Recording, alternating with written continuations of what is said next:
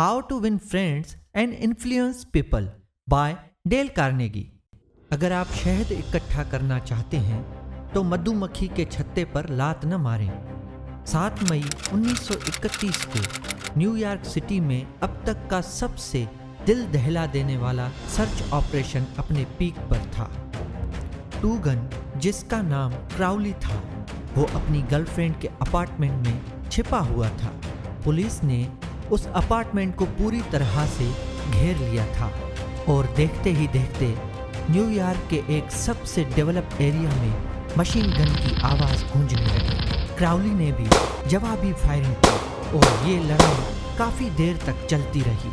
काफ़ी सारे लोगों ने ये लड़ाई देखी। जब टू गन क्राउली पकड़ा गया तो पुलिस कमिश्नर ने कहा, to gun Crowley New York city के एक one of the most dangerous criminals में से है। लेकिन क्या आपको पता है टू गन क्राउली खुद के बारे में क्या सोचता था? जब पुलिस उस पर अटैक कर रही थी तो उस वक्त उसने एक लेटर लिखा, मेरे इस कोट के नीचे एक दिल है, एक बहुत अच्छा दिल, एक ऐसा दिल जो कभी किसी को नुकसान नहीं पहुंचा सकता। ऐसा वो शख्स कह रहा था जिसने कुछ ही दिनों पहले अपनी गर्लफ्रेंड के साथ समुंदर के किनारे पार्टी कर रहा था, या ये कहें कि अपनी गर्लफ्रेंड के साथ टाइम स्पेंड कर रहा था। तब उस टाइम एक पुलिस वाला आया और उसे लाइसेंस दिखाने को बोलने लगा। एक वर्ड भी बोले बिना क्राउली ने अपनी गन निकाली और उस पुलिस वाले को मार गिराया।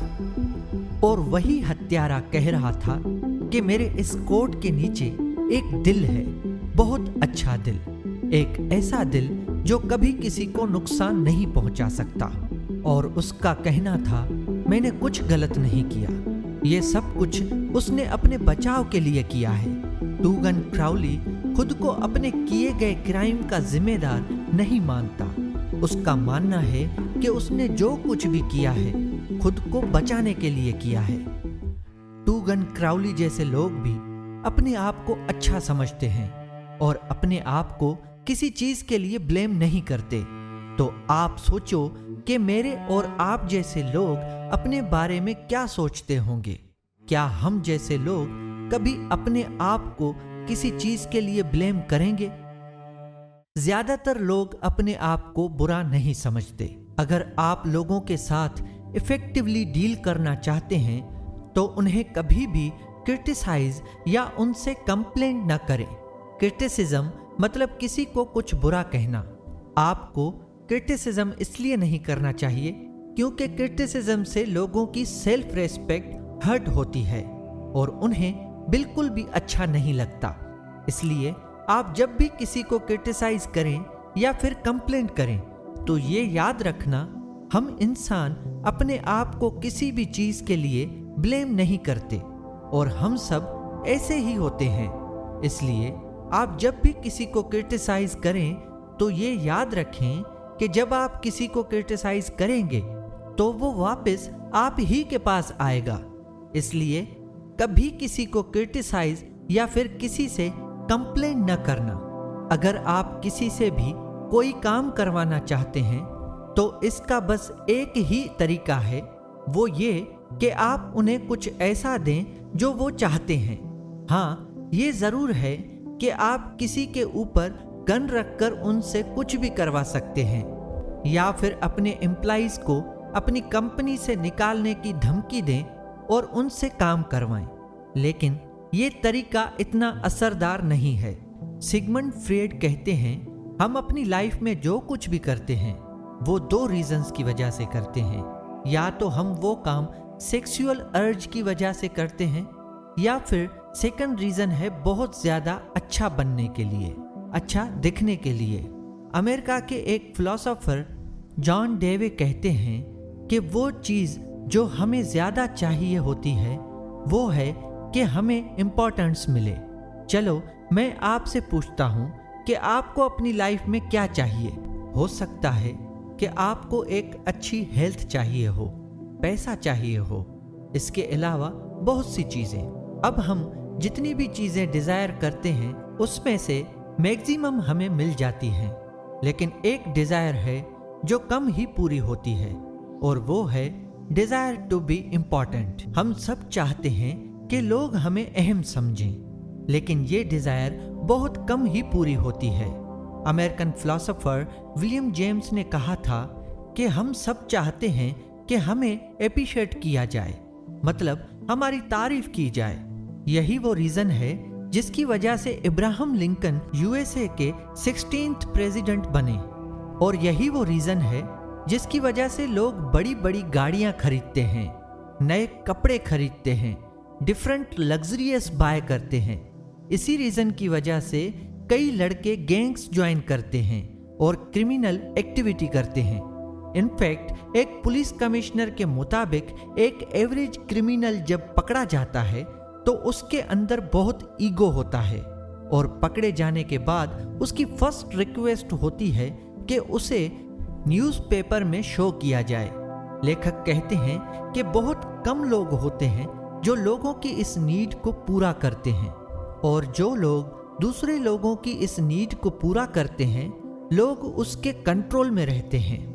पर हम लोग ज्यादातर उल्टा करते हैं। जब कोई कुछ गलत करता है तो हम उसे क्रिटिसाइज तो करते हैं, लेकिन जब कोई कुछ अच्छा करता है तो हम उसे अप्रिशिएट नहीं करते। यहाँ पे लेखक के एक स्टूडेंट की एग्जाम्पल देखते हैं। एक बार उस स्टूडेंट की वाइफ एक सेल्फ इम्प्रूवमेंट प्रोग्राम में हिस्सा ले रही थी। उसने अपने हस्बैंड से कहा कि वो ऐसी 6 चीजें लिखे जिससे उसकी वाइफ एक बेटर वाइफ बन सकती है। हस्बैंड ने उसे कोई जवाब नहीं दिया और कहा कि वो ये लिस्ट उसे सुबह में देगा। नेक्स्ट मॉर्निंग हस्बैंड ने अपनी वाइफ को 6 रोजेस सेंड किए और साथ में एक नोट भी सेंड किया जिसमें लिखा था, मैं ऐसी कोई चीज के बारे में नहीं सोच पा रहा जो मुझे तुम्हारे अंदर चेंज करनी हो। तुम जैसी हो मुझे वैसी ही अच्छी लगती हो। फिर हस्बैंड जब वापस घर आया तो उसकी वाइफ ने फौरन उसे ग्रीट किया। वो रो भी रही थी और बहुत खुश भी थी। उसकी वाइफ इतनी खुश इसलिए थी क्योंकि उसकी वाइफ को इम्पोर्टेंस मिली। फीलिंग ऑफ इम्पोर्टेंस लोगों की एक बड़ी नीड है, बिल्कुल फूड की तरह। इसलिए ये बात हमेशा याद रखना कि हमें लोगों को इम्पोर्टेंस फील कराना चाहिए। अगर आपको किसी को इम्पोर्टेंस फील करवाना है तो उन्हें एप्रिशिएट करो।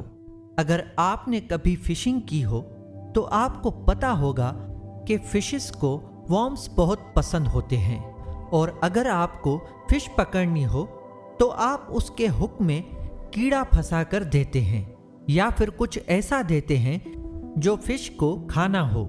आप कभी भी उसे अपनी पसंद की चीजें नहीं देते, क्योंकि आपको पता है कि अगर आप उसके हुक में स्ट्रॉबेरी जैसी चीजें लगाओगे तो फिश कभी हाथ नहीं आएगी।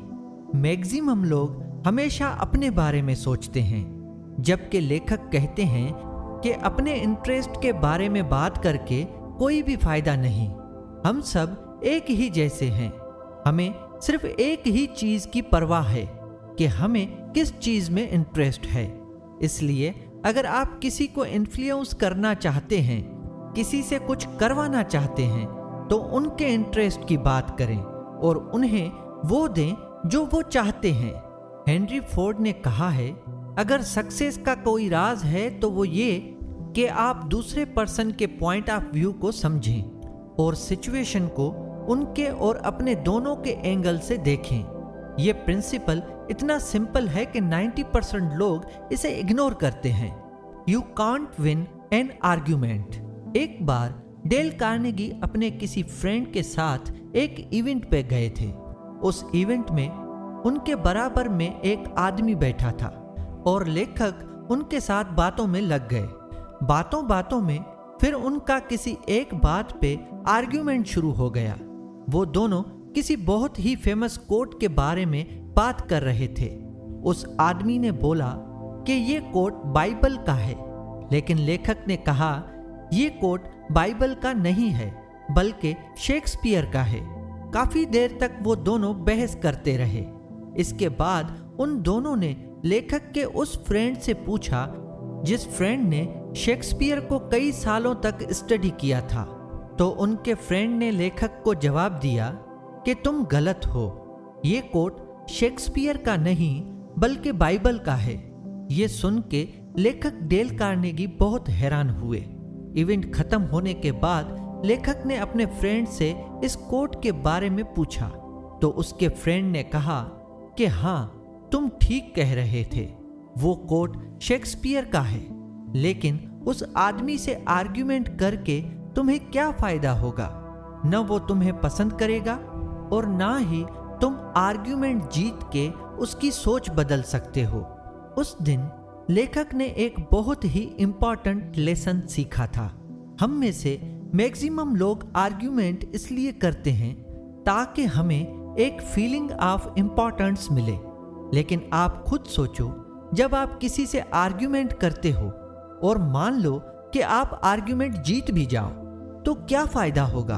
हो सकता है कि आपको थोड़ी देर के लिए अच्छा फील हो, इंपॉर्टेंट फील हो, पर इनसे आपके रिलेशनशिप कभी भी इंप्रूव नहीं होंगे, क्योंकि आप तो इंपॉर्टेंट फील कर लोगे, लेकिन सामने वाला अच्छा फील नहीं करेगा, जिससे वो कभी भी आपसे बात करना पसंद नहीं करेगा।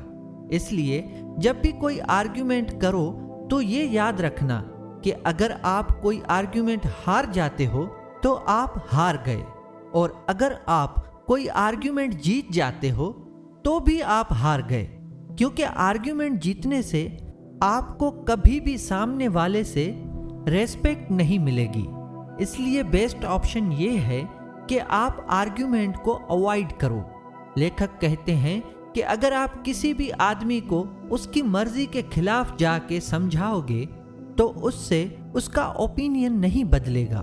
बेंजामिन फ्रैंकलिन ने एक बार कहा था, अगर आप आर्ग्यू करोगे तो इससे आप कभी कभी जीत तो जाओगे, लेकिन वो जीत किसी काम की नहीं होगी, क्योंकि उसमें आपके सामने वाले की मर्जी नहीं होगी। इसलिए याद रखना है, आर्ग्यूमेंट करने से आपको कोई फायदा नहीं होगा और आपने आर्ग्यूमेंट्स को हमेशा अवॉइड करना है। लेखक कहते हैं कि अगर आपको बहुत सारे दुश्मन चाहिए तो उसका सबसे आसान रास्ता यह है कि आप लोगों को गलत कहना शुरू कर दें और उनके ओपिनियन की रेस्पेक्ट मत करें, और फिर देखना आपके कितने दुश्मन बनते हैं। क्या आप ऐसे किसी आदमी को जानते हैं जिसको आप सुधारना चाहते हैं या एक अच्छा इंसान बनाना चाहते हैं?